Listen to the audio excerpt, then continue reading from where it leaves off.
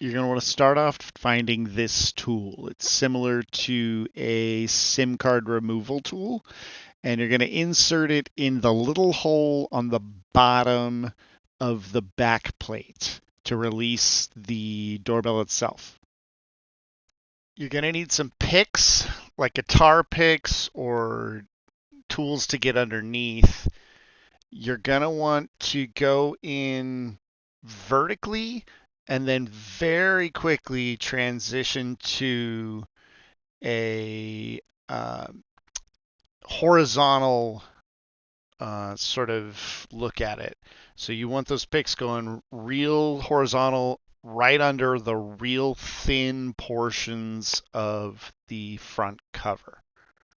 Once you're able to get the pick in there horizontally a little bit, go in with the knife and just slowly work around through that middle section to release. There's a glued foam layer in there, and you just got to slice it away real gently, real smooth, and just work around very slowly.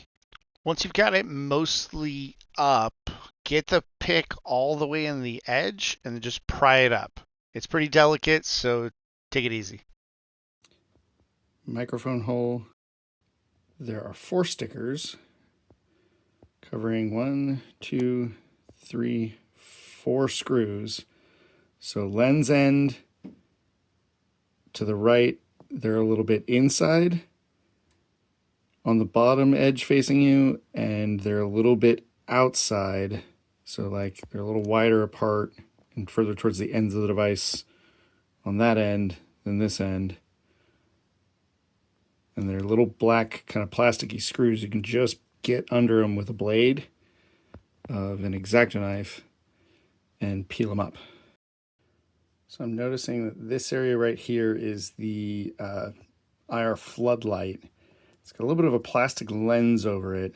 It is near the microphone and the camera side of the device. I would avoid, when you're peeling that cover off, getting your knife or your guitar pick in there. Just mine has a couple of smudges on it now. It's probably not going to matter, but that might just be a thing to watch out for. Next, you're going to get around that outer edge and start trying to pry the black part out of the white part. You'll see that there's a blue gasket in there as well. Just start pulling that out a little bit as you go to try to get it out of the way. Mine got pinched between the side and the device quite a bit, but didn't break. So it's not super fragile, but be careful.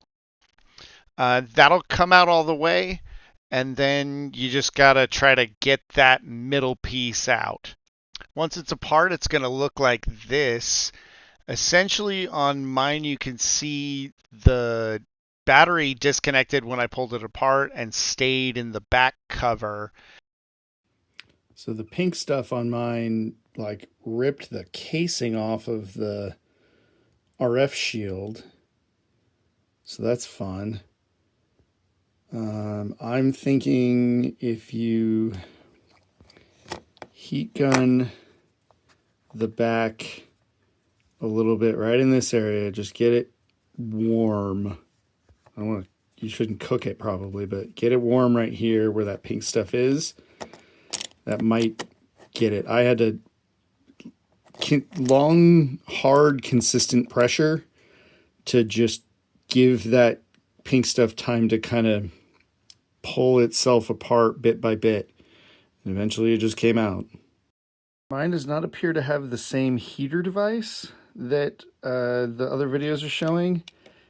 This cable here, the black and red wire here, appears to be plugged into where everyone else's battery heater is plugged in.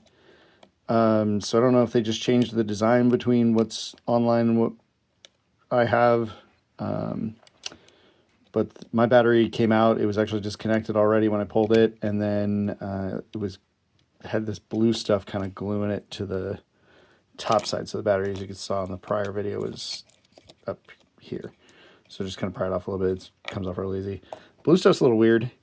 It's kind of a chunky, foamy, gluey rubber cement kind of stuff. Anyway.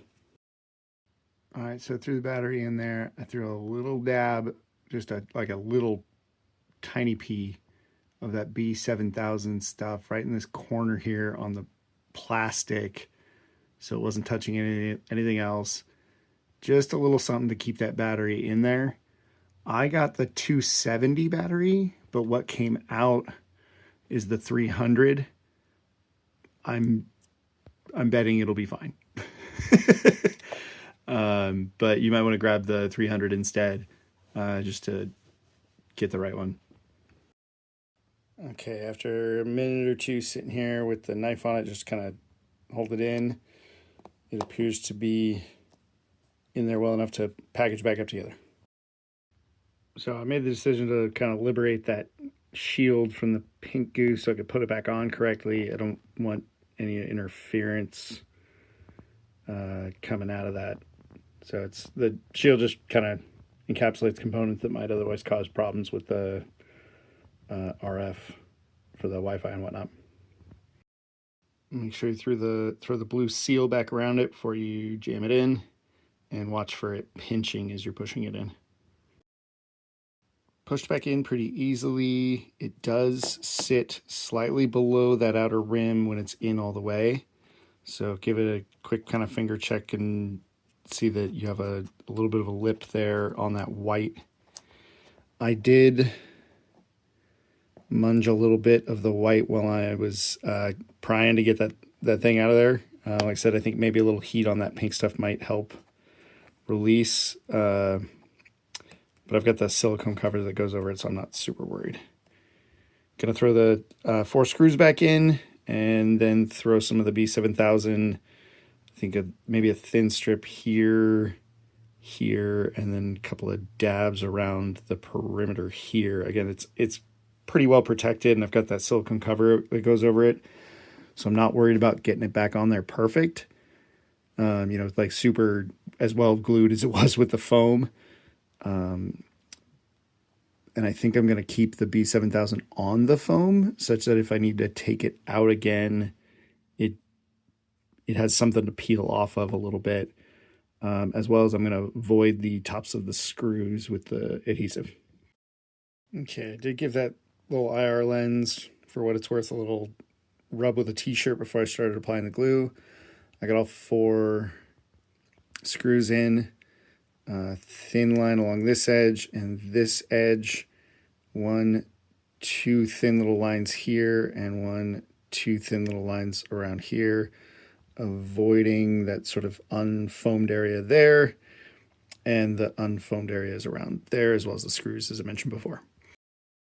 Okay, I made an attempt to use very little of that B7000, and it still kind of leaked out the edges. So be real careful around the lens. Just use very, very little of it. I think I got mine. I think I'll be okay. I don't think it is going to interfere at all. Put it upside down, put a book on top of it, put a crate of soda or whatever on top of that. Give it some weight. I'm going to give it probably at least a half hour to cure up before I try to put it back.